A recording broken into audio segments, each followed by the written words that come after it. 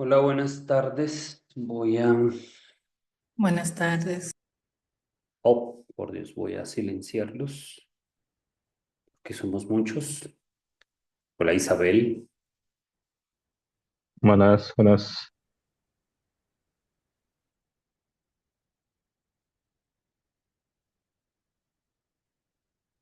Hola, Pedro, Pablo.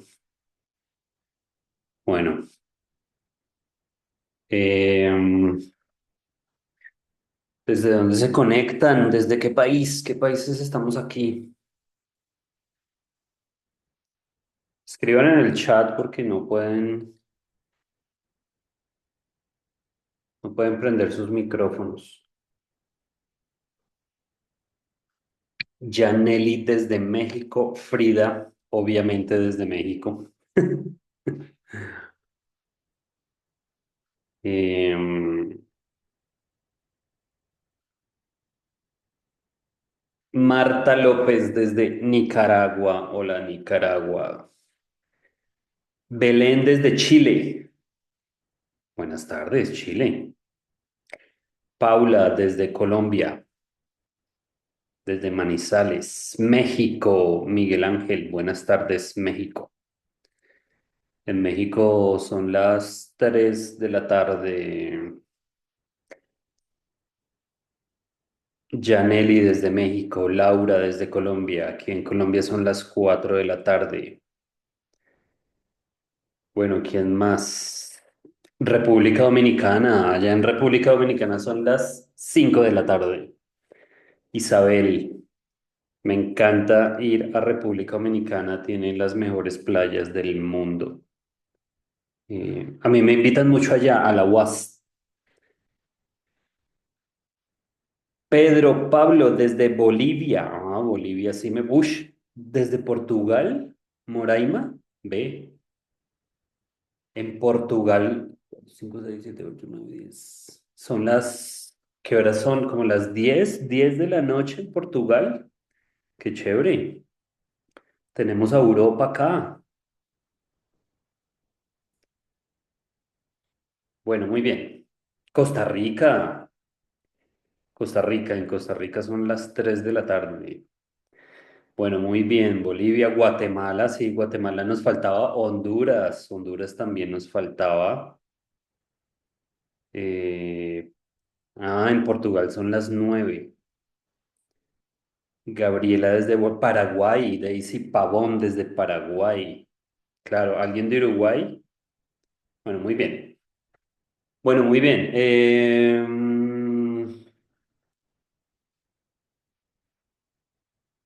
Mientras abro mi presentación, cuéntenme si en su práctica clínica, bueno, esto es un evento para psicólogos, específicamente para psicólogos clínicos. Hoy vamos a estar hablando mucho sobre los criterios Tolling de la APA, sobre terapias basadas en la evidencia. Cuéntenme si ya incluyeron inteligencia artificial en su práctica clínica. Cuéntenme un poco qué piensan de la inteligencia artificial y si ya la están incluyendo en su práctica clínica, en el análisis de sus pacientes.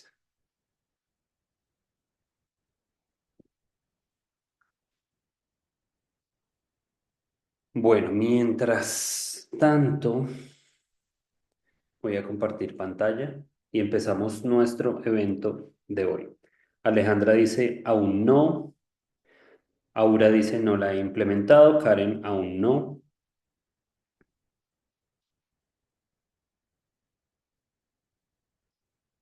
Em, y no sé por qué no me deja compartir mi pantalla.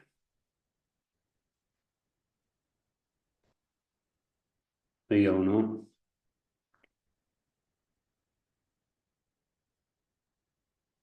¿qué pasa?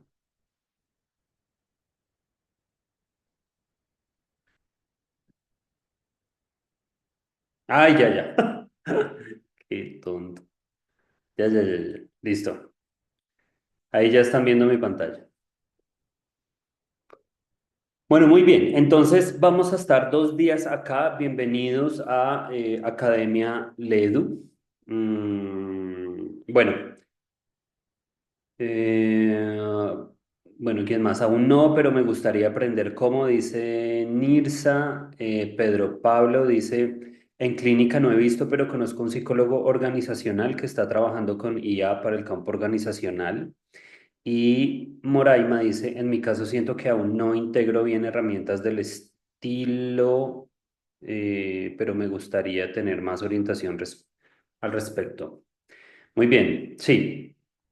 Les voy a contar cómo integrar la inteligencia artificial en su práctica clínica. Llevo más o menos un año haciéndolo. He hecho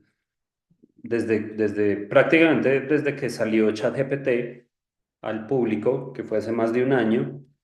eh, Estoy haciendo cursos de inteligencia artificial y las he aplicado a la psicología clínica.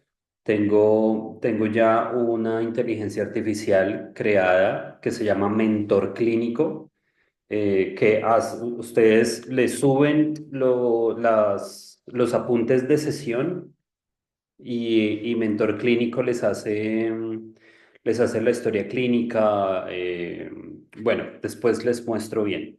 Bueno, estaba como chismoseando un poquito y entonces lo que vamos a hacer estos 2 días, hoy les voy a contar un poco a ver, un poco de mi experiencia clínica para relacionarlo con la ansiedad que tienen algunos psicólogos clínicos recién egresados por atender pacientes. Entonces, estos dos primeros temas están relacionados, tienen un propósito para después irnos a, digamos que allá, como dicen en México, irnos a la carnita. Vamos a ver las bases científicas de las terapias psicológicas basadas en la evidencia, los criterios Tolling, para finalizar con las terapias de tercera generación, tanto cognitivo-conductuales como sistémicas. Y mañana empezamos con un chisme. Vamos a escuchar la historia de una psicóloga que perdió su tarjeta profesional, su cédula profesional, y bueno, todo esto lo vamos a relacionar al final con el tema de las heridas de infancia, los errores lógicos y los errores categoriales que tiene el discurso de las heridas de infancia, que no hace parte de la psicología clínica ni de la investigación en psicología clínica, y cómo estas heridas de infancia se relacionan con el chisme que les voy a contar al principio de esta psicóloga que perdió su tarjeta profesional justamente por utilizar heridas de infancia en su práctica clínica. Vale, entonces, entonces, vamos a hablar sobre la ansiedad que tienen los psicólogos recién egresados, eh, por atender pacientes. Entonces, la presentación. Listo, listo. Aquí ya tenemos la presentación del día de hoy. Mm, a ver, si tienen comentarios, los pueden ir haciendo en el chat si tienen preguntas, pero las preguntas las dejamos para el final de la charla, ¿vale? Pues hacemos la charla de corrido y reviso comentarios, dudas y preguntas hacia el final. Entonces, rápidamente, este es Murray Sidman. Murray Sidman es el creador de la equivalencia de estímulos. Es uno de los primeros investigadores después de la teoría de la conducta verbal, en plantear una teoría sobre el origen y la función del lenguaje. Este, este hombre, digamos que, a ver, lo que hizo por allá en el 71, este hombre ya se murió, Murray Sidman, era un genio, fue meter a un chiquitín, a un chiquitín de 17 añitos que tenía retraso mental grave, en esa época se llamaba así, ahorita creo que le dicen déficit cognitivo grave, a su laboratorio y lo enseñó a leer con sentido, ¿no? Entonces, lo que hace es, digamos que mostrarle unos dibujos, por ejemplo, le mostraba el dibujo de una casa. Lo primero que tuvo que hacer con este chiquitín fue enseñarle a señalizar, ¿sí? Entonces ya cuando el niño sabía señalizar las cosas, los objetos, ponía en un cuadradito un dibujo, por ejemplo, el dibujo de un árbol, y arriba y a los lados ponía grafemas, ponía una palabra, por ejemplo, ponía la palabra árbol y y ponía otras tres palabras, carro, casa y beca. Entonces cuando el niño señalizaba el grafema árbol frente al estímulo visual, al dibujo árbol, entonces le daba un refuerzo, lo reforzaba. Si señalaba frente al árbol el grafema casa, la palabra casa, había ausencia de consecuencias, ¿sí? Por aquello de la extinción de respuesta. Entonces, con mucha paciencia y así lo enseñó a leer. Eso para esa época fue un avance y fue un avance bien importante, un avance crítico. Entonces, allí cuando el niño señalizaba de manera correcta el dibujo con la palabra, él mismo pronunciaba árbol. Él decía árbol. Cuando señalizaba otra palabra diferente al árbol, no decía nada. Entonces, allí lo que tenemos son tres estímulos que no se parecen físicamente en nada, pero que gracias al reforzamiento adquieren la misma función. El dibujo árbol, la palabra, el grafema árbol y el sonido árbol. Son tres estímulos que no se parecen físicamente en nada, pero que adquieren la misma función. Entonces el estímulo A era el dibujo, el estímulo B era el grafema y el estímulo C era el sonido de la palabra. Allí hay tres estímulos A, B y C, en donde se hace un entrenamiento entre A y B. Primero se refuerza el dibujo con el grafema y después emitía el sonido. Ante el grafema, ante la palabra escrita, árbol, ya sin el dibujo, eso lo entrenó eh, con el sonido, árbol. Entonces se entrenaron directamente A y B y después se entrenaron B y C, pero nunca se entrenaron A y C directamente. Lo que vio este hombre Murray Sidman es que el niño sin entrenamiento previo relacionó A con C. Eso no se debe dar, ¿vale? Eso no tenía por qué darse. El entrenamiento A con C tuvo que haber sido un entrenamiento directo. Entonces, es así como este hombre propone la teoría de la equivalencia de estímulos, que es una teoría del origen y la función del lenguaje. ¿Con qué trabajamos nosotros los psicólogos clínicos? Con el lenguaje. ¿Mm? Esa es nuestra herramienta de trabajo, el lenguaje y el dolor, el sufrimiento humano. Entonces, como se da esta relación sin un entrenamiento directo, lo que él se pregunta es ¿por qué? ¿Por qué el ser humano es capaz de relacionar dos estímulos sin un entrenamiento previo? A eso lo llamó conducta emergente y esos son los primitivos conductuales. Entonces lo respondió desde, digamos que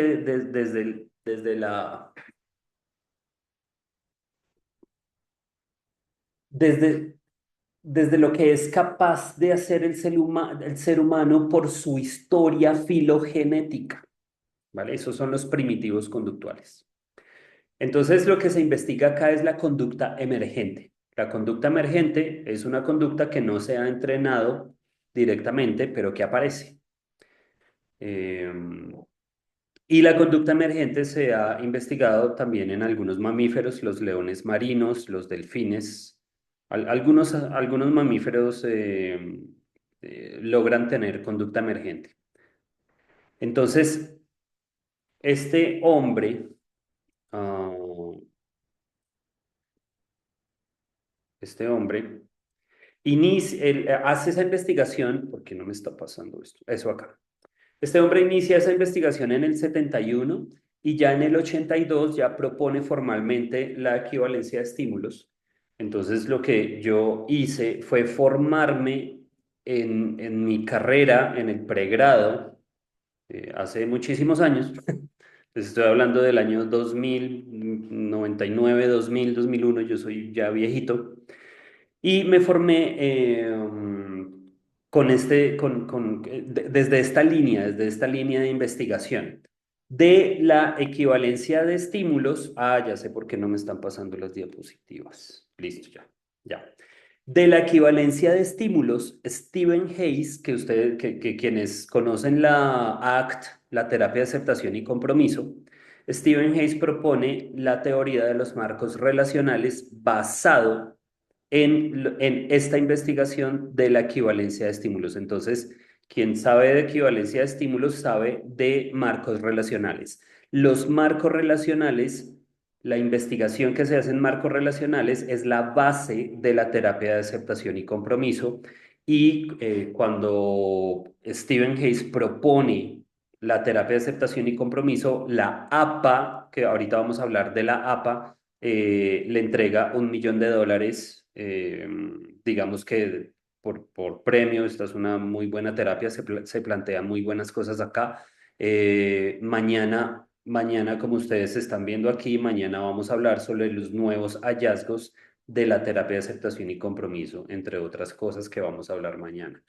Entonces, bien, estas son las llamadas terapias de tercera generación cognitivo-conductuales, ¿vale? Entonces, yo me formo acá desde la psicoterapia analítica funcional. Yo conozco a Mavis Tsai.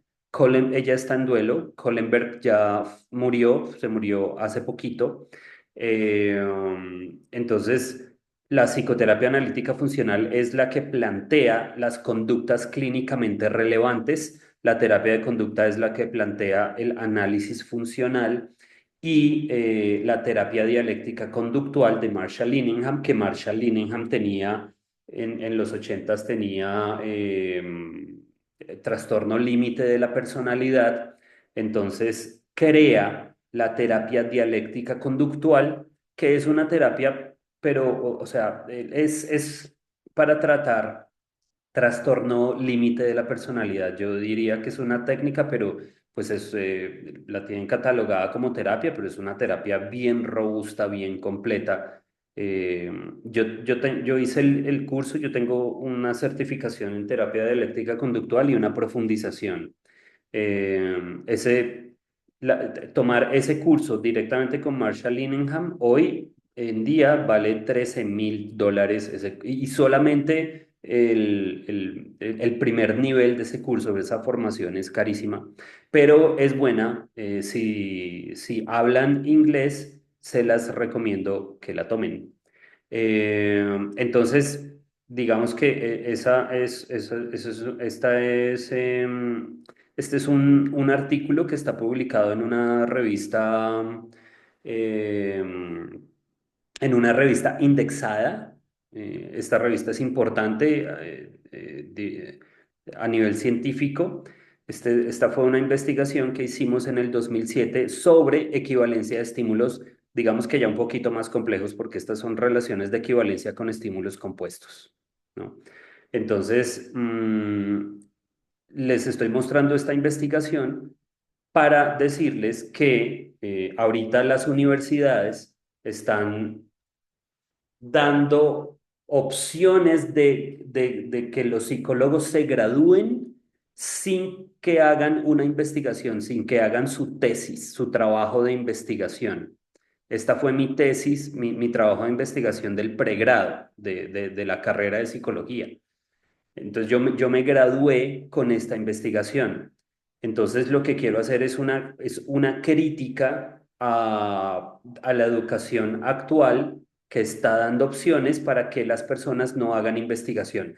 La tesis, la investigación, el trabajo de tesis es tedioso, pero es necesario porque eh, sí, no estamos fomentando un trabajo organizado con nuestros pacientes. Entonces, ahorita, por eso les preguntaba sobre la inteligencia artificial al principio, porque ahorita se puede hacer un trabajo organizado que lleve unas estadísticas con nuestros pacientes. Y seguir haciendo investigación. Lo que le falta a la psicología es investigación seria, ¿vale? Entonces, este tipo de investigaciones este tipo de trabajos es lo que les va a abrir la puerta a ustedes.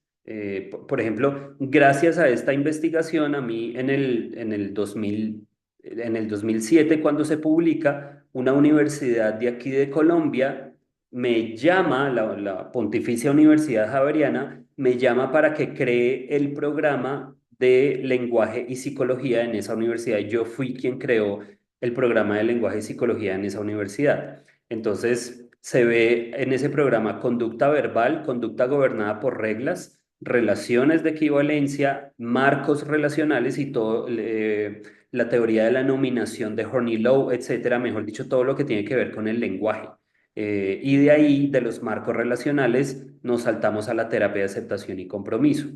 Entonces, hacer investigación les va a abrir a ustedes puertas, no dejen de hacer investigación. Y más adelante, esto es gracias a una feliz coincidencia, yo tuve una noviecita hace muchísimos años, les estoy hablando del 2000, esto debe haber sido del 2008, 2009. Yo que me había formado en esa línea de terapias cognitivo-conductuales, entonces, una noviecita que yo tenía en esa época se metió a Fundaterapia a hacer un curso de terapia familiar en clave emocional. Y ese día fuimos, yo la acompañé a inscribirse y me dijo, oye, ven, ¿por qué no te inscribes? Yo sabía que eso era del enfoque sistémico y yo dije, no tengo nada que hacer este fin de semana, hagámosle, ¿no? Entonces nos inscribimos al curso y conocí a Esteban Lazo. Entonces, Esteban Lazo, que es el que hoy en día, después de todos estos años, propone la terapia experiencial profunda. Este discurso de Esteban Lazo me encantó. La terapia familiar, digamos que nos abre la visión de análisis a variables micro, meso y macro. Hoy les voy a hablar un poquito de esas variables y por eso vamos a hablar tanto de terapias de tercera generación cognitivo-conductuales como sistémicas. Entonces, bien. Entonces, cuando uno está lo suficientemente preparado, cuando uno ha hecho investigación, cuando uno sabe que de la universidad va a salir mal preparado, entonces uno tiene miedo a atender sus primeros pacientes, ¿vale? Entonces, uno recién egresado no se atreve a atender pacientes porque no tiene un recorrido de investigación y no tiene unas bases sólidas eh, teóricas para enfrentarse a un paciente. Entonces, a ver, qué es lo que tenemos que hacer? Primero, prepararnos. Obviamente yo tengo que tener el conocimiento teórico para atender pacientes. Entonces, ¿qué es lo que yo tengo que saber? Yo mínimo, sí, como una mínima base, yo tengo que estar enterado de los principios del aprendizaje, el humano cómo aprende. Saber que un bebé, saber que los procesos de imitación y modelamiento en un bebé llevan al bebé a adaptarse al medio, etcétera. Principios de discriminación, generalización, los principios del aprendizaje, yo los tendría que tener medio claros. Yo tendría que tener medio claro cómo hacer un análisis funcional. Ahorita la terapia basada en procesos es análisis funcional de otro nivel. Entonces, mañana justamente vamos a hablar de terapia basada en procesos, que es lo último en psicología, es digamos que la investigación más reciente en psicología y que va a dar más potencial. Yo creo que el futuro de las terapias cognitivo-conductuales va a ser la terapia basada en procesos. Se puede estar hablando de una cuarta generación que va a ser la terapia basada en procesos. Bueno, de pronto estoy exagerando un poco, pero mañana les voy a hablar de eso. ¿Qué más tengo que tener claro? La ecología de las emociones. Yo tengo que tener claro cuáles son las cuatro emociones básicas. Son dos puras, dos mixtas. Yo tengo que tener claro cuál es la diferencia entre eso y las emociones secundarias. Am, las emociones secundarias que ya están, digamos que vinculadas a la cognición. ¿Cuál es la diferencia entre emoción básica, secundaria y sentimientos? ¿Y qué es lo que dispara una emoción? Es decir, yo tendría que tener claro la ecología de las necesidades relacionales, ¿vale? Digamos que los procesos críticos antes de iniciar una consulta, la empatía, cómo hacer el encuadre en la primera consulta, cómo analizar el motivo de consulta, cómo analizar la historia emocional de mi paciente, cómo preguntar los objetivos terapéuticos en la primera consulta, etcétera. Entonces esas son como las bases que yo tendría que tener claras y de ahí, digamos que los factores de predisposición mantenimiento que me llevan a hacer una buena formulación, cómo hacer una buena formulación y el resto es pan comido. Yo creo que la formulación es la parte más crítica de todo el proceso psicoterapéutico. Cuando yo formulo bien al paciente, cuando el paciente entiende por qué se comporta como se comporta, por qué siente como siente, por qué reacciona como reacciona, etcétera. Entiende su experiencia psicológica y emocional.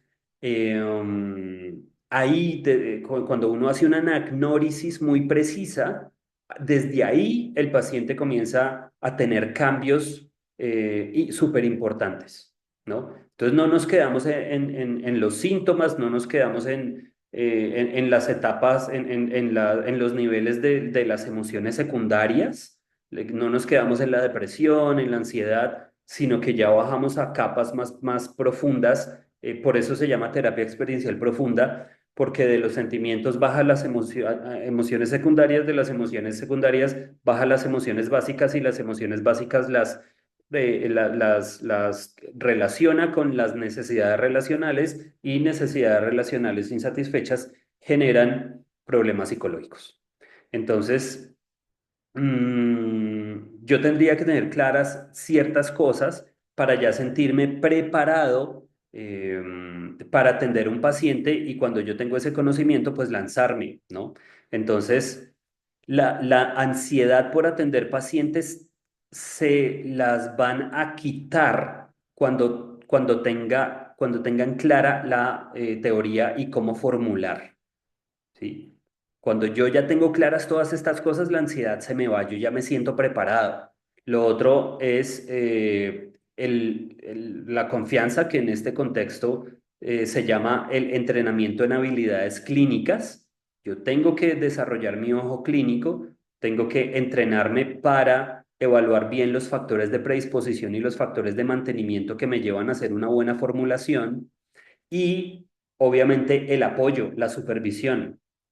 Cuando yo me gradué, yo pues sentí que salí bien preparado y apenas yo me gradué, recién graduado, empecé a atender pacientes, pero empecé a atender pacientes bajo supervisión. Es decir, yo cogí a Iván Camacho, que es el mejor psicólogo para mí del mundo mundial, y le dije, bueno, voy a empezar a atender pacientes, ¿cuánto me cobras que me supervises? ¿No? Entonces él me guió bueno, me llegó este paciente con depresión y este paciente con ansiedad, y él comenzó a guiarme y a supervisarme todo mi trabajo. Entonces, el apoyo con otros profesionales, por eso las comunidades, los grupos de WhatsApp de psicología clínica y eso son tan importantes. Las formaciones, los cursos, ahí yo me siento apoyado, ¿no? Entonces, listo, ahí yo ya estoy preparado para atender pacientes. Entrenamiento en habilidades clínicas, el conocimiento previo que ya les conté y con apoyo de una comunidad de psicólogos clínicos, yo ya estoy completamente preparado para atender pacientes con efectividad. Y ahorita, con la inteligencia artificial, se van a potenciar, o sea, uno que ya tiene un poquito más de 20, yo tengo más de 20 años de experiencia, a mí me costó esto, me costó muchísimo desarrollar mi ojo clínico, mis habilidades clínicas. Ahorita con la inteligencia artificial, ustedes se van a ahorrar un camino largo. La inteligencia artificial va a hacer que ustedes desarrollen el ojo clínico en muy poco tiempo. Lo que nosotros nos tardamos años, ustedes lo pueden estar desarrollando en meses. Ustedes pueden llegar a altos niveles de eficacia sabiendo utilizar inteligencia artificial eh, y con una comunidad de psicólogos clínicos. Entonces, bien, ahora sí vámonos a la práctica basada en la evidencia.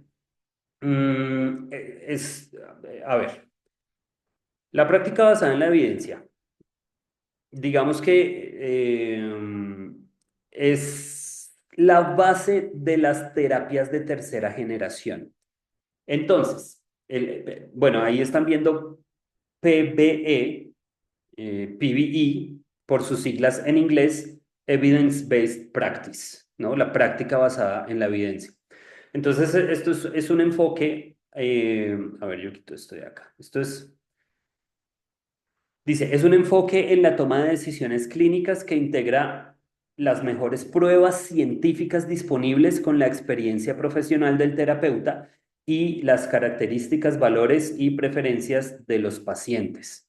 Es un marco que busca garantizar las intervenciones psicológicas y de salud eh, para que se basen en datos sólidos y tengan en cuenta el contexto individual de cada paciente. Entonces, digamos que la definición formal de la APA, ustedes saben que la APA es el papá de toda la psicología clínica, es la asociación que rige todos los colegios, dice acerca de la práctica basada en la evidencia, que es la integración de la mejor investigación disponible que se integra con la experiencia clínica del psicólogo en el contexto de las características culturales y las necesidades del paciente. Eso es la práctica basada en la evidencia. Y ahorita con inteligencia artificial nos podemos meter en ese mundo y hacer práctica basada en la evidencia y llevar registros de nuestros pacientes, llevar registros de la efectividad, qué terapia, qué técnica me funcionó aquí para este trastorno específico, cuál es el nivel de deserción de mis pacientes, porque mis pacientes están abandonando el proceso, etcétera. Eh, entonces, a ver, a ver, un segundo, por favor, que me toca pagar esto. A ver, un segundo, estamos presentando problemas técnicos, no mentiras. Mm, Iniciar, listo. Listo, perdón por la interrupción. Ya volvemos aquí a compartir pantalla. Entonces, les enviamos a sus WhatsApp, al grupo de WhatsApp en el que están, la división 12 de la APA, que es la que tiene, digamos que las terapias que actualmente están aplicando para cumplir los criterios científicos que dicta la APA, que son los criterios Tolling, de los que ya les vamos a hablar. Entonces, ¿cuáles son los componentes de la práctica basada en la evidencia? La práctica basada en la evidencia tiene tres pilares fundamentales que deben interactuar para garantizar un enfoque equilibrado y ético, ¿vale? Entonces, los componentes de la práctica basada en la evidencia, entonces incluyen la mejor investigación disponible, incluyen estudios científicos rigurosos como ensayos controlados aleatorios, revisiones sistemáticas y metaanálisis, proporciona datos objetivos sobre qué tratamientos son más efectivos para problemas específicos. La experiencia clínica, el ojo clínico, es la habilidad y juicio del terapeuta para adaptar el conocimiento científico a las necesidades específicas de cada paciente. Permite la flexibilidad y la aplicación de técnicas y herramientas en diferentes contextos. Incluye la capacidad de evaluar el progreso, ajustar las intervenciones y manejar las situaciones complejas. Las características, valores y necesidades del paciente se refiere a las necesidades individuales, la cultura, las creencias, metas y circunstancias del paciente. Por ejemplo, un paciente podría preferir intervenciones menos intensivas o tratamientos que no incluyan medicamentos, pues lo que guía las opciones terapéuticas, ¿no? Este componente pues asegura que el tratamiento sea culturalmente sensible y alineado con los objetivos del paciente. Bien. ¿Cuáles son los objetivos de la práctica basada en la evidencia? Mejorar la calidad del tratamiento, o sea, utilizar intervenciones respaldadas por evidencia para aumentar la probabilidad de éxito del tratamiento, garantizar un enfoque centrado en el cliente, en el paciente, incluir las preferencias y valores del paciente en la planificación del tratamiento, promover la eficacia, ¿sí? Reducir el uso de tratamientos ineficaces o potencialmente dañinos y facilitar la responsabilidad profesional, proveer un marco ético y justificado para la práctica clínica. En cuanto a la aplicación, pues la práctica basada en la evidencia no implica una aplicación rígida de manuales, aunque cuando uno está, digamos que en un equipo de investigación en donde esa terapia está aplicando los criterios Tolling de la APA, sí que se tiene que manualizar cada sesión y todo el proceso de investigación. Pero esto ya es otra cosa, ya vamos a hablar sobre los criterios Tolling. Entonces, pues más bien la práctica basada en la evidencia se trata de un proceso dinámico que incluye la formulación de preguntas clínicas relevantes, ¿sí? ¿Qué terapia es más efectiva para la ansiedad generalizada en adultos mayores, por ejemplo? La búsqueda de evidencia científica, consultar bases de datos científicas, revisiones sistemáticas, guías clínicas. Entonces eso la inteligencia artificial ahorita lo está haciendo muy bien. Evaluación crítica de la evidencia, analizar la calidad de los estudios y su aplicabilidad al caso particular del paciente, la integración con la experiencia clínica, y considerar la viabilidad práctica del tratamiento según las habilidades del terapeuta y el contexto clínico, y la consulta con el paciente, explicar las opciones terapéuticas disponibles, discutir sus beneficios y riesgos para que el paciente tome la decisión de cuál terapia le funcionaría mejor para él y la evaluación continua y el ajuste del tratamiento. Entonces, todo el monitoreo, el progreso del paciente y modificar el plan terapéutico cuando sea necesario. ¿Cuáles son los beneficios de la práctica basada en la evidencia? Pues mayor efectividad al usar tratamientos empíricamente respaldados, pues los resultados suelen ser más consistentes y positivos, adaptación individualizada a cada problemática de cada paciente según sus necesidades, entonces toma en cuenta las necesidades únicas de cada paciente. Ética profesional, pues ofrece tratamientos basados en evidencia, es incluir toda la parte de la responsabilidad ética. Aquí se habla mucho de la ética profesional.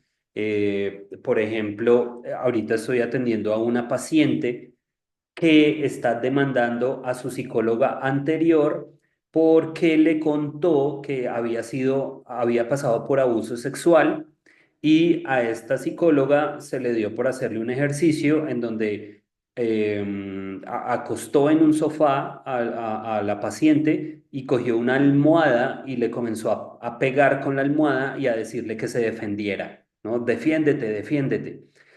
No podemos tocar a los pacientes. Cuando el paciente entra al consultorio, le damos la mano y lo saludamos, siga y siéntese, pero abrazar a los pacientes y mucho menos golpearlos con una almohada, esta psicóloga muy probablemente va a perder su tarjeta profesional por esa mala práctica, porque además estamos hablando de una mujer que pasó por abuso sexual. Entonces la violentó. eh, faltó a, faltó a digamos que a muchos criterios de la ética profesional, sobre todo no,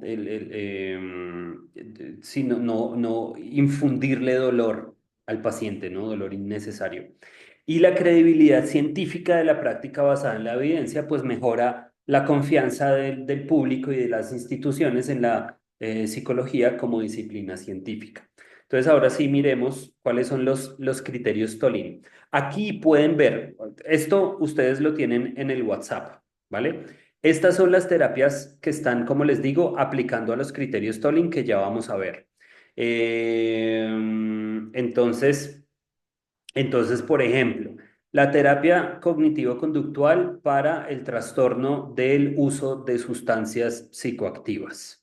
¿Listo? Para pacientes drogodependientes. Entonces, si nos metemos aquí a la terapia, entonces vamos a decir que en el estatus anterior, los criterios Chambliss, entonces esta terapia no aplicó a los criterios Chambliss. Pero esta terapia, que esos eran los criterios de 1998. A partir del 2015 viene David Tolin y dice, pues estos criterios los cumple cualquier terapia, entonces todas las terapias van a ser basadas en la evidencia, entonces pues no, entonces ya profundizo en eso. Entonces viene acá y esta terapia, ¿sí? Nos dice que tiene un nivel fuerte, ¿sí? Un nivel fuerte, o sea, está cumpliendo los criterios científicos para hacer una terapia basada en la evidencia.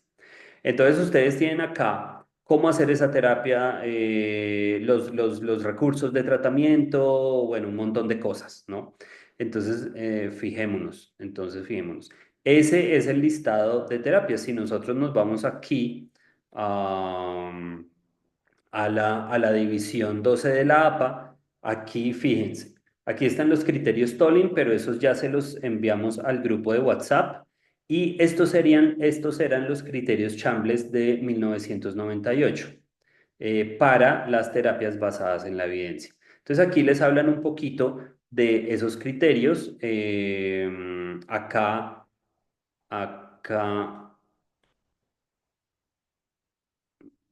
pues acá está la definición y yo quiero ver los criterios. Ah, mire, fíjense, aquí están los criterios, ¿sí? Los criterios. Entonces, el criterio fuerte es cuando cumple un criterio fuerte, cualquier terapia dice que ya está cumpliendo con los criterios Tolling. Entonces ya se puede decir que es una terapia basada en la evidencia.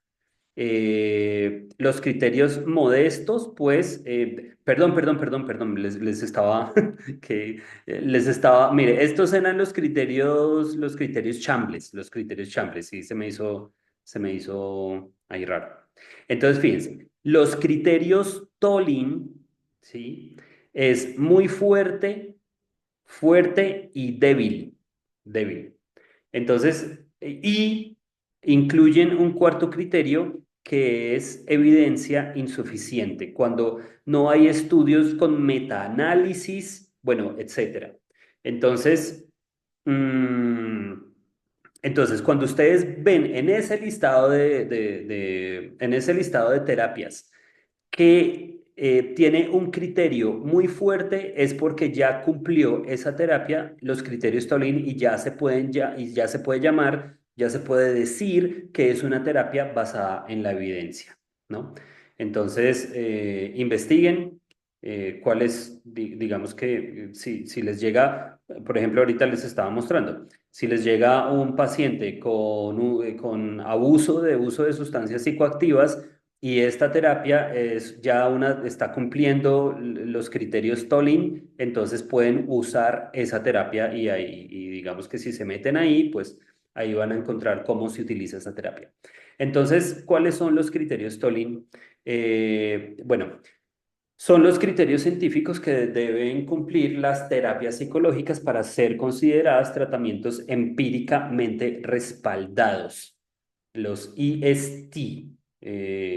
Los EST por sus siglas en inglés, Empirically Supported Treatment, ¿vale? Entonces, pues estos criterios fueron establecidos, bueno, los criterios Chambliss, los antiguos fueron establecidos pues hace más de 20 años. Entonces, pues desde ese entonces la cantidad y la calidad de los estudios sobre eficacia y tratamientos psicológicos pues han aumentado significativamente. Entonces, hay un montón de estudios de todos los enfoques, de todas las terapias que dicen que son los que más tienen efectividad. ¿Sí? Cualquier estudio que ustedes revisen, no, esta es la terapia más efectiva, esta es la terapia más efectiva. ¿Sí? Entonces, pues este incremento en esta supuesta evidencia generó la necesidad de actualizar los estándares para reflejar los avances reales en la investigación y los cambios en las metodologías. Entonces, pues, ¿cuáles eran los problemas con el modelo anterior? El modelo anterior, pues, sí, los criterios originales fueron criticados por permitir la selección de estudios aislados, ignorando evidencia mixta o negativa.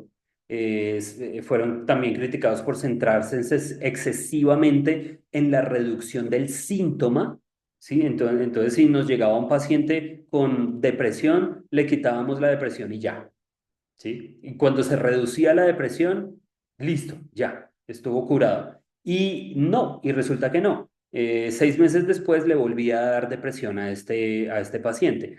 Entonces estaban centrados en la reducción del síntoma y no en la funcionalidad o en la calidad de vida de la persona. Ahorita todas las terapias basadas en la evidencia tienen esa característica que impacta en la calidad de vida y no consideraban suficientemente la eficacia en poblaciones diversas o en contextos clínicos reales fuera del laboratorio. Entonces, pues había que proponer una metodología más rigurosa. Entonces, ya digamos que estos son los criterios que se proponen eh, desde el 2015. Entonces, la investigación de estas terapias, entonces, tiene que tener una metodología rigurosa. Eso significa que tiene que tener diseños experimentales robustos y las terapias deben evaluarse mediante estudios con diseño entre grupos bien estructurados o una serie de experimentos de diseño de caso único. Tienen que tener un control experimental, pues los estudios deben comparar la terapia con un placebo, una lista de espera, un tratamiento ya establecido para determinar su eficacia, uso de manuales y tratamientos, pues si yo estoy haciendo investigación dentro de una terapia, ¿sí? Y estoy, no sé, investigando la efectividad de la técnica de reestructuración cognitiva de la terapia cognitiva, entonces con pacientes con depresión, de pacientes de 20 a 25 años con depresión, entonces pues esa investigación tiene que estar manualizada, ¿no? Se deben emplear manuales para garantizar la fidelidad en la aplicación de la terapia y para que cualquier otro equipo de investigación pueda ver el manual y replicar ese mismo experimento. La calidad de la evidencia, pues la reducción del sesgo, los estudios deben minimizar sesgos mediante aleatorización, ocultamiento de la asignación, cegamiento de los participantes. La reducción del sesgo es un conjunto de estrategias diseñadas para garantizar que los resultados objetivos sean lo más objetivos y confiables posibles. En el contexto de investigaciones psicológicas o de la salud, esto implica minimizar la influencia de factores externos o errores sistemáticos que podrían distorsionar los hallazgos. Entonces, para esto existe la aleatorización, por ejemplo, que es el proceso de asignar a los participantes de un estudio a diferentes grupos, ¿sí? Por ejemplo, el grupo de tratamiento, el grupo de control, de manera completamente aleatoria. Eh, Porque pues es importante que se evite que los investigadores seleccionen conscientemente o inconscientemente a ciertos participantes para un grupo, ¿sí? Lo que podría sesgar los resultados. Para quienes vieron Doctor House, que no creo que sean de esa época, esto me recuerda cuando una persona del equipo de Doctor House, em, está investigando sobre un tratamiento para la novia, para una afectación que tenía la novia. Entonces se da cuenta que la novia está en el grupo de placebo y digamos que esa droga que se estaba experimentando estaba obteniendo buenos resultados y pasó a la novia al grupo control, ¿no? Entonces, pues eso es un problema pues, ético, ¿no? Eh, pues, ¿y cómo se hace la aleatorización? Pues con software, ¿sí? Se utiliza un software o una herramienta de generación de números aleatorios. El ocultamiento, eso se llama allocation concealment, que es pues la práctica de mantener oculto tanto para los investigadores que reclutan a los participantes como para los mismos participantes a qué grupo serán asignados antes de que inicie el estudio. Entonces, aquí con Allocation Concealment, Foreman no hubiese sabido nunca que a la 13, o sea, a su novia, la habían asignado al grupo de placebo. Eso es esto es importante pues porque previene la manipulación consciente o inconsciente durante esa asignación, ¿no? Evita también que las expectativas de los participantes, porque los participantes también están ciegos, y de los investigadores influyan en su comportamiento antes de la intervención. Pues esto, pues aquí se implementan sistemas de asignación automatizados y centralizados que no permitan al investigador influir en el proceso. O el cegamiento, el blinding, ¿no? Blinding, que es el proceso de ocultar a ciertos actores del estudio, ¿sí? Participantes, terapeutas, evaluadores, ¿sí? Observadores, ¿sí? Toda la información clave de la investigación. Entonces está el seguimiento simple, el cegamiento simple, que es cuando solo los participantes desconocen su grupo de asignación, el cegamiento doble, tanto los participantes como los terapeutas y los evaluadores desconocen el grupo de asignación y el cegamiento triple, tanto los participantes evaluadores y los analistas de los datos no tienen acceso a ninguna información. Bueno, en fin, ahí nos podemos quedar hablando de investigación. Entonces, bueno, los resultados clínicamente significativos, sí, aquí pues se habla de un impacto clínico y funcional, no basta con demostrar significancia estadística, ¿sí? Las terapias deben mostrar mejoras significativas, lo que yo les decía, no solamente en síntomas, sí, reducir el síntoma es importante, ¿sí? Pero no bajamos, digamos, que a las capas más profundas de la psicología, ¿no? Las necesidades relacionales, el sentido del sí, el sentido del yo, etcétera. Entonces, no solamente la terapia debe mejorar los síntomas, sino que debe impactar la calidad de vida y el funcionamiento social, laboral, etcétera, del paciente. Y también tienen que tener en cuenta los resultados a largo plazo. Entonces, los criterios anteriores pues no tenían muy en cuenta el seguimiento a largo plazo. Entonces, aquí se evalúa tanto la eficacia inmediata del tratamiento como los efectos de ese tratamiento psicoterapéutico sostenido después de la finalización del tratamiento, a un año, 2 años, etcétera. La adaptabilidad y la generalización de la terapia, las terapias actuales se deben adaptar, ¿sí? A una población diversa. Los estudios deben incluir muestras representativas de diferentes poblaciones en diferentes países para garantizar que los resultados sean generalizables y los entornos clínicos representativos. Entonces, estas investigaciones, digamos que las terapias deben probarse tanto en contextos de investigación controlados como en entornos clínicos reales, ¿sí? Por ejemplo, en el consultorio de uno, ¿sí? Uno puede estar haciendo este tipo de investigación si uno está en un equipo de investigación de cierta terapia para evaluar su efectividad práctica. Entonces, tanto en el consultorio como en el laboratorio, la terapia debe mostrar resultados. Y las consideraciones éticas y económicas,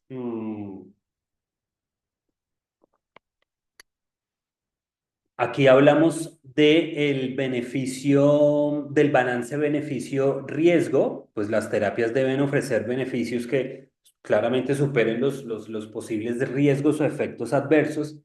Y el costo-efectividad. Es importante considerar el costo del tratamiento y su relación con los beneficios obtenidos.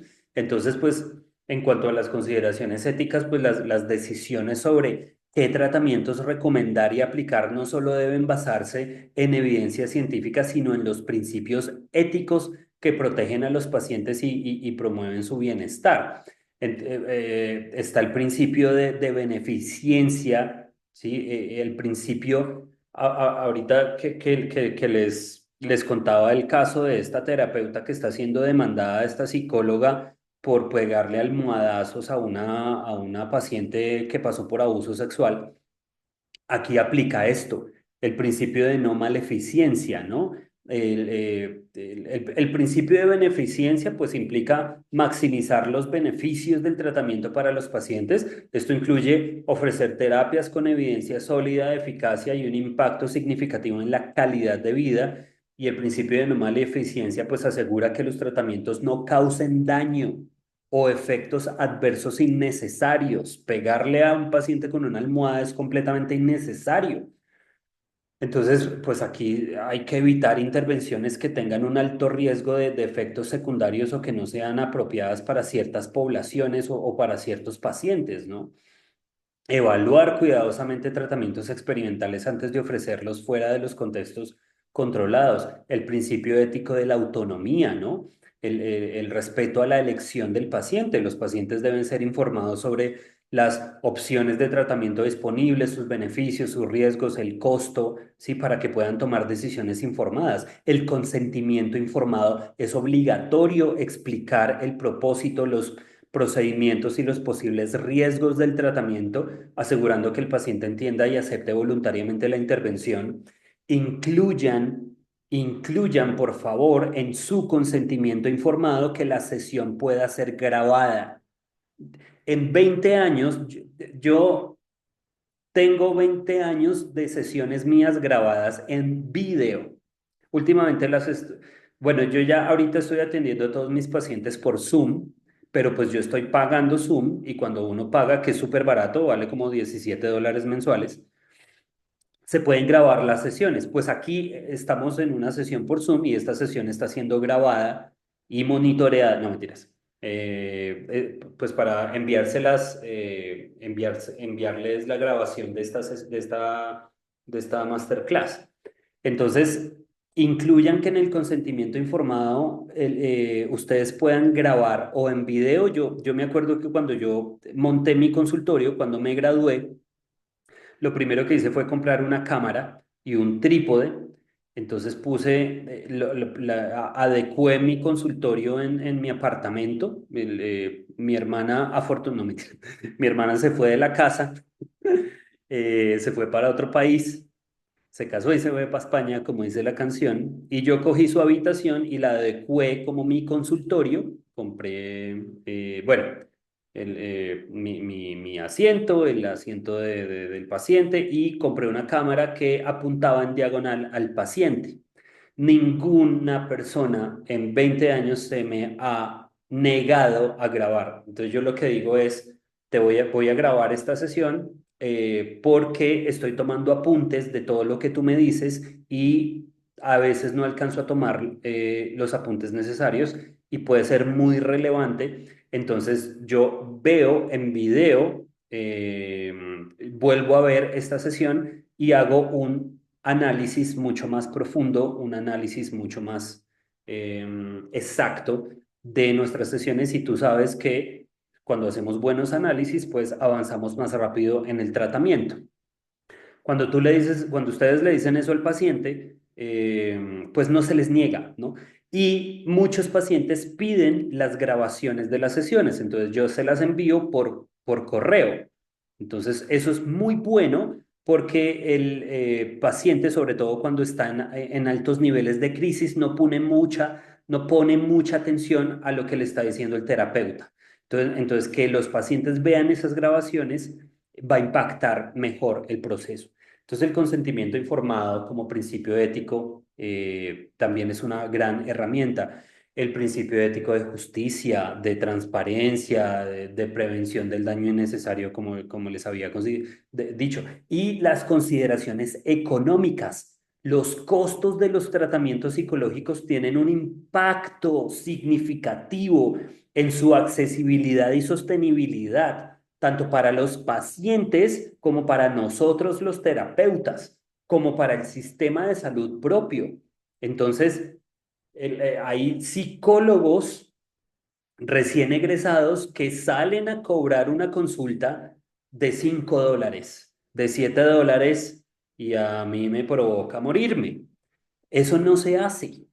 No cobren, no salgan a cobrar una consulta barata, porque le están dando el mensaje al mundo de que la salud mental no importa, de que la salud mental es barata, de que venga, me hace una rebajita, doctor, ¿sí? Entonces, ese mensaje que les damos los psicólogos a los pacientes de que los trastornos mentales son baratos, pues está muy mal. Y desde la APA, ¿sí? Aquí la APA misma nos está hablando sobre el costo-efectividad de la terapia. Entonces, se refiere a la relación entre el costo de un tratamiento y los beneficios que proporciona en términos de mejora clínica y mejora funcional.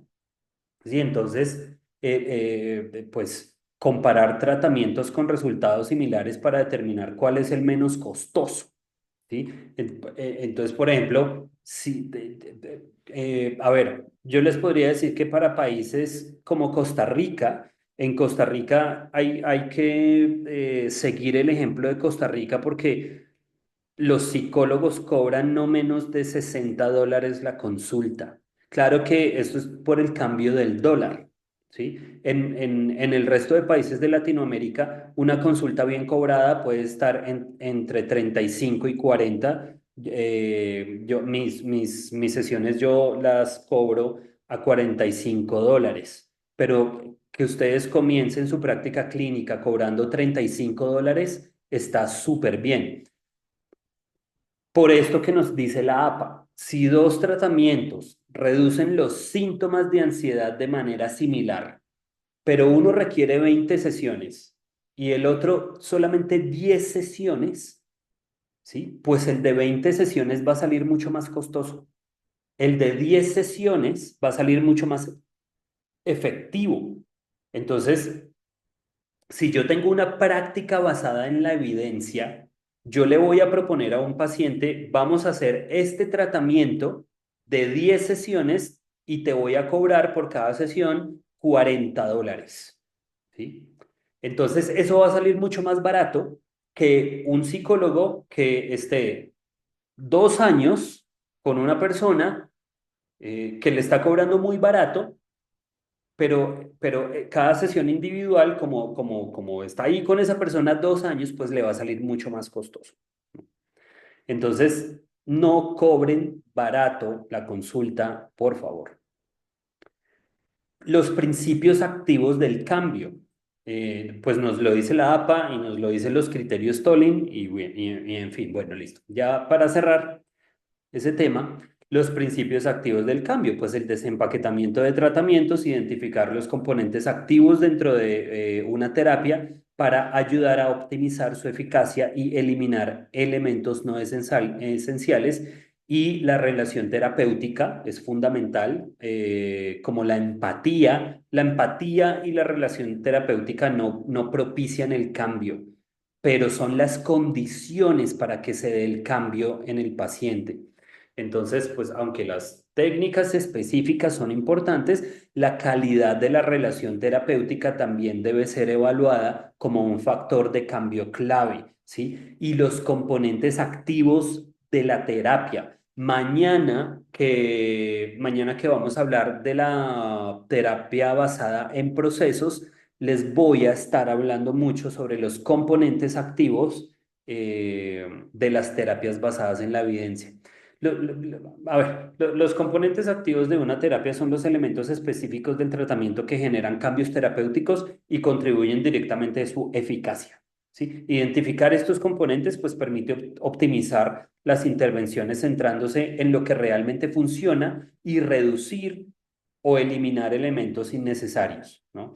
Entonces, pues estos componentes técnicos, digamos que son las estrategias, estos componentes activos, perdón, digamos que son las estrategias técnicas o procedimientos específicos que forman parte del modelo teórico de tratamiento. Por ejemplo, dentro de las terapias cognitivo-conductuales, la reestructuración cognitiva, ¿no? O la exposición gradual, que es reducir la ansiedad frente a estímulos temidos mediante enfrentamientos controlados y progresivos, que es lo que Barlow llama la técnica de exposición emocional. O el entrenamiento en habilidades, enseñar habilidades prácticas como resolución de problemas o regulación emocional. O, por ejemplo, dentro de la terapia de aceptación y compromiso, la difusión cognitiva es un componente activo. La aceptación, ¿sí? Fomentar la disposición para experimentar emociones o sensaciones incómodas en lugar de evitarlas. La aceptación es un componente activo de la terapia de aceptación y compromiso. Entonces, digamos que son las herramientas prácticas que implementa el terapeuta para influir en el cambio conductual, emocional o cognitivo. Son específicas a cada enfoque, a cada terapia y respaldadas por la evidencia que demuestra su efectividad en distintos contextos. Ya los componentes relacionales, pues se refieren a ver, eso. Bueno, eso no. Bueno, los componentes activos y los componentes relacionales, pues ya los componentes relacionales de las terapias, pues se refieren a los aspectos de la terapia basada en la evidencia, se refieren a los aspectos de la relación entre el terapeuta y el paciente que promueven el cambio. Lo que les decía, la empatía no promueve el cambio, pero es la condición del cambio. La empatía, la capacidad del terapeuta para comprender y validar las experiencias del paciente, la alianza terapéutica, la construcción de una relación basada en confianza, colaboración, respeto mutuo, el establecimiento de objetivos comunes entre terapeuta y paciente, la autenticidad, ¿sí? Mostrar sinceridad y congruencia, sobre todo congruencia en las interacciones terapéuticas, la aceptación incondicional, evitar juicios y proporcionar un espacio seguro para que el paciente se exprese. Este evitar juicios es súper importante por ahí. Me acabo de acordar de una clase en donde el terapeuta le dice a su paciente, es que tú eres muy violenta y ahí se emite un juicio y la mujer pues no vuelve a consulta, ¿no? Entonces, y están también pues los componentes contextuales, que son factores externos que influyen en la eficacia de la terapia. Por ejemplo, las expectativas del paciente, esos pacientes que llegan y en una consulta, al final de la primera consulta, ya están diciendo, pero ¿qué ejercicio me recomienda para manejar la ansiedad? ¿No? Entonces ahí uno dice, un momento, estamos en evaluación, como yo te comenté en el encuadre, al principio de esta sesión, vamos a hacer una evaluación, tenemos que hacer un análisis bien hechecito, porque sería irresponsable de mi parte darte ejercicios terapéuticos sin que tengamos el problema completo analizado. Entonces, te dije que eran 2 o 3 sesiones de evaluación, de análisis. Hacemos un análisis bien hechecito y ahí sí empezamos el tratamiento, ¿no? Entonces, ten un poquito de paciencia, ¿no? En fin, entonces, bueno, los componentes culturales y del contexto social, las creencias, los valores, las prácticas culturales del paciente. Ayer una mujer, una paciente, me decía, yo hablo mucho de Dios. Yo no sé si usted está de acuerdo con eso. ¿Sí? Entonces, todo eso, yo me la paso mencionando a Dios, ¿sí? Entonces es una mujer muy, muy católica, entonces, entonces todo eso hay que respetarlo, ¿no? Las condiciones del entorno terapéutico. Pues generar un ambiente seguro, privado, y cómodo, pues favorece la apertura del paciente. Todos estos factores pues modulan la receptividad del paciente al tratamiento y la implementación eficaz de los componentes técnicos y relacionales y todo lo que les acabo de mencionar. Entonces, estas eran las terapias, ya para finalizar este carretazo de hoy, pues las terapias de tercera generación cognitivo-conductuales ya las había mencionado. Son las que salen directamente de la terapia de conducta. Recordemos que en la primera generación, pues aparece la terapia de conducta después de el psicoanálisis. El problema con el psicoanálisis es que la investigación se da cuenta, y el propio Freud lo dice en uno de esos libros, la investigación se da cuenta que las pacientes histéricas fueron mujeres abusadas, que fueron mujeres que en realidad es lo que hoy se llama el trastorno límite de la personalidad. Muchas de estas mujeres pasaron por abuso sexual. Le dijeron a Freud que su papá las había abusado sexualmente, las había violado. Y la pregunta de Freud, que conocía a las familias de estas mujeres, algunas de las pacientes, decía, pues yo conozco a su papá yo sé que no la abusó, no la violó. Entonces, la pregunta es, ¿por qué esta mujer está diciendo que su papá la violó cuando yo sé que no la abusó?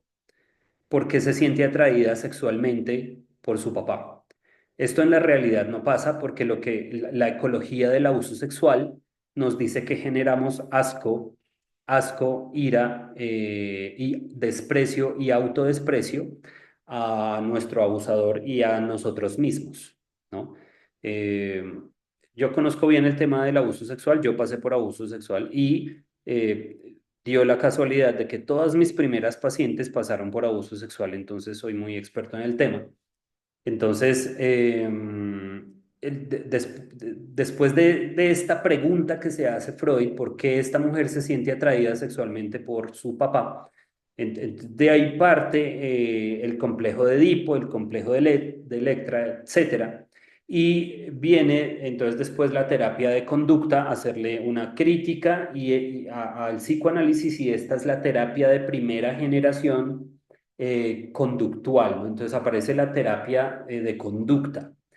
Después, ya la segunda generación es la revolución cognitiva, el, eh, el análisis que hacen todos los nuevos psicólogos cognitivos acerca pues, de los procesos mentales. Y esa es la segunda generación. La segunda generación son terapeutas cognitivos y terapeutas conductuales que incluyen el trabajo cognitivo a su práctica clínica. Entonces, son técnicas y terapias cognitivo-conductuales de segunda generación. Y ya la tercera generación, pues estamos hablando de la activación conductual, de la aparición de la terapia de aceptación y compromiso. Esa es una terapia de tercera generación cognitivo-conductual. Las terapias basadas en mindfulness, activación conductual, la psicoterapia analítica funcional de Mavis, Tsai y Kohlenberg, eh, la terapia dialéctica conductual.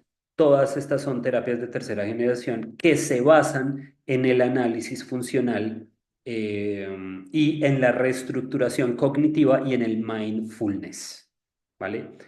Entonces, por eso se habla de aceptación, por eso se habla de meditación, por eso, bueno, en fin.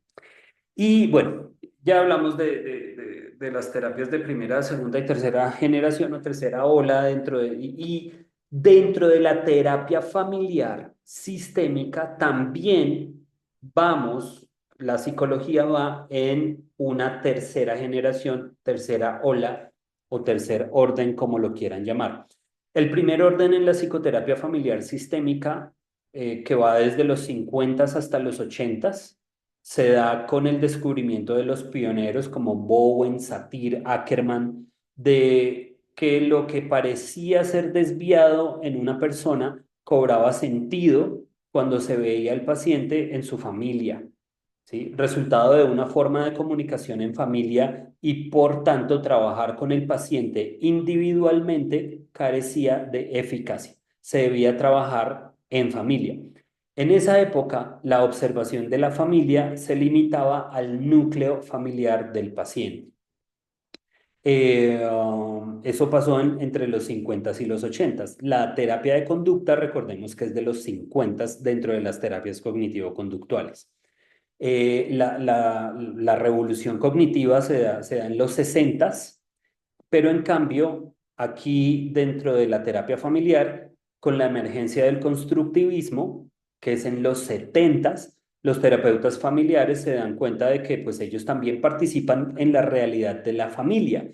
En la segunda generación, que se da a partir de los 80, se deja de ver a la familia como un sistema cerrado. El terapeuta también retroalimenta la interacción familiar y al mismo tiempo analiza la familia no solo desde sus conductas mutuas, lo que llamaban la danza de las conductas familiares, sino también desde sus sistemas de creencias o mitos familiares, que son los que articulan esas conductas.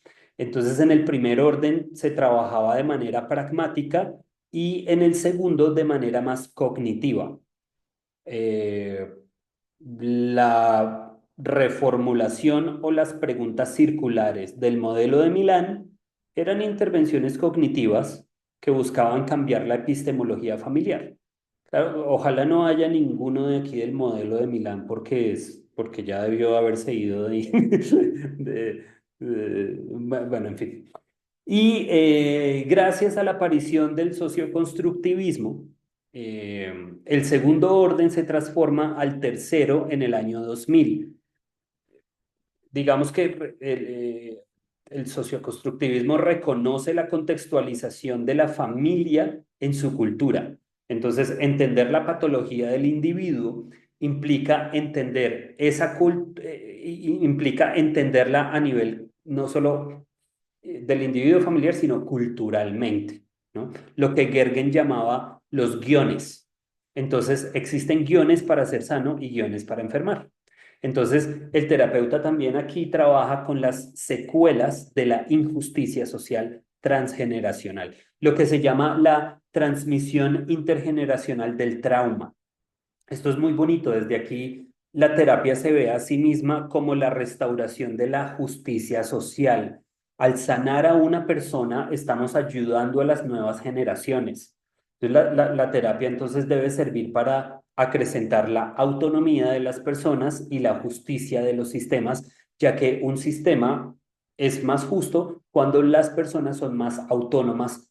El decidir sobre sí mismas, ¿sí? La autonomía, ¿sí? Entonces, las personas son más autónomas cuanto más justo sea el sistema y por tanto se pueden tomar decisiones sobre sí mismo en conjunto con las personas que le rodean a uno. Por ejemplo, la terapia experiencial profunda de Esteban Lazo, al principio les conté que cuando conocí a Esteban Lazo, entonces el año pasado, o hace 2 años, ay pucha, 2024, 2023, 2000, hace 2 años, Esteban Lazo y Alfredo Canevaro sacan a la luz pues su propuesta de terapia experiencial profunda que está, digamos que basada, como les decía, en las capas más abajo de las capas de las emociones secundarias y las emociones básicas. Ya aquí estamos hablando de terapias basadas en las necesidades relacionales, lo cual da demasiada efectividad, da en el clavo, da en el núcleo del problema psicológico del paciente, el trabajo con las necesidades relacionales. Entonces listo. Ya echamos el carretazo de todo esto hasta las terapias de tercera generación. Entonces, listo. Voy a ver algunos comentarios. Entonces, bien, mañana entonces, como les decía, vamos a escuchar la historia de una psicóloga que por implementar en su práctica clínica el tema de las heridas de infancia, perdió su tarjeta profesional. Entonces, vamos a concatenar todos estos temas, relacionar todos estos temas hasta llegar a los errores lógicos y categoriales, pero pues lo más importante de mañana es la terapia basada en procesos, ¿no? Les voy a hablar mucho sobre la terapia basada en procesos, que es otro nivel de evaluación funcional. Muy bien, muy bien. El EMDR entra dentro de las terapias de tercera generación, no, Adriana. Eh, Pueden ver el listado en el link que les enviamos. En el link que les enviamos está todo el listado de 80 y pico de terapias que están aplicando a cumplir los criterios Tolling para que sean en el futuro terapias basadas en la evidencia. Ahí pueden ver el listado completo. Mencionó que la grabación la daría el grupo de WhatsApp. Sí, Miguel. La TREC es clasificada como terapia basada en evidencia. Hay unas terapias de la TREC que sí están aplicando, Lady, que sí están aplicando a cumplir los criterios Tolling. Recordemos que la TREC es una terapia de segunda generación, pero creo que en el listado sí van a encontrar alguna. En Nicaragua cuesta $20 cada sesión. Eso es terrible. No lo hagan. Intenten cobrar mínimo $35 por su sesión. Pero ya están estipulando un monto mínimo por el Colegio de Psicólogos, al menos en Costa Rica. Costa Rica es un ejemplo a seguir. Es un ejemplo a seguir. Costa Rica. En Costa Rica no sé, ningún psicólogo recién egresado cobra menos de $60 la consulta. Al ver los videos de las sesiones terapéuticas, ¿suelen analizar los gestos faciales de los pacientes o es un aspecto poco relevante? Pedro, claro, se hacen unos muy buenos análisis cuando uno habla de ciertos temas que causan dolor y la expresión facial de la tristeza se nota, entonces tú puedes analizar, la persona se pone triste, aquí hablando de esta situación, también se pone triste hablando de esta situación y presenta la misma emoción, la misma tristeza en esta otra situación y entonces eso le ayuda a uno a encontrar las generalidades funcionales para llegar a hacer una formulación más precisa. Entonces, grabar las sesiones en video, si pueden grabarlas en audio, pues bien, pero grabar las sesiones en video, uno las analiza muchísimo mejor. Mónica, ¿cuánto debería ser el costo mínimo de una sesión? Ya les había dicho, $35. $35 está bien. En Costa Rica 60, pero allá está, ahí influye mucho el cambio del dólar. Pero para Colombia, Costa Rica, Nicaragua, $35 me parece que está bastante bien. Eduardo, bueno, Eduardo ya se fue, pero dijo, hay modelos en los cuales se usa procesos de sistematización. Usemos algunas apps por el momento. Mm, bueno, debió referirse a cuando yo estaba hablando de la inteligencia artificial. La inteligencia artificial ahorita les puede sistematizar todo, todo. Ustedes simplemente solamente agendan al paciente, toman los apuntes de la sesión y la inteligencia artificial hace todos los análisis habidos y por haber. En mi caso siento en mi caso siento que aún no integro bien herramientas del estilo, lo que más me gustaría. Ok, bueno, esos comentarios ya los había leído, ya los había leído. He visto que en México hay psicólogos, bueno, ya digamos que ya se centraron mucho en el costo de la sesión. La psicoterapia online puede ser mínimo $35 a $40. Eh, yo vivía en la capital y ya no estoy viviendo en la capital, porque vivir en las capitales uno ya viejito, ya es mucho ruido y mucha vaina. Entonces yo me vine a vivir a un pueblito de Colombia eh, y ahora ya no tengo consultorio. Entonces todas mis consultas las hago virtual. Todos mis pacientes se han acomodado al Zoom y yo cobro exactamente lo mismo. No tienen por qué cobrar menos porque sea terapia virtual. Si ustedes tienen una tarifa, intenten mantener esa tarifa. ¿Sí? No porque sea virtual, ustedes tengan que pensar menos o analizar menos o estudiar menos el caso. ¿Mm? Bueno, Alejandra, ¿qué recomienda para empezar a hacer uso de ella? Me imagino que te refieres a la inteligencia artificial. Yo les voy a dar material para que vean las maravillas que hace. Les voy a enviar al grupo de WhatsApp en el que están, les voy a enviar algo de eso. Muchísimas gracias por su atención, espero que les haya gustado. Mañana entonces nos vemos a la misma hora por aquí. Están pendientes al grupo de WhatsApp. Eh, Les estaremos enviando el material para mañana y el link de la sala de Zoom. Muchísimas gracias, gracias. Chévere que les haya parecido súper, gracias. Nos vemos mañana. Un abrazo, pasen buena tarde.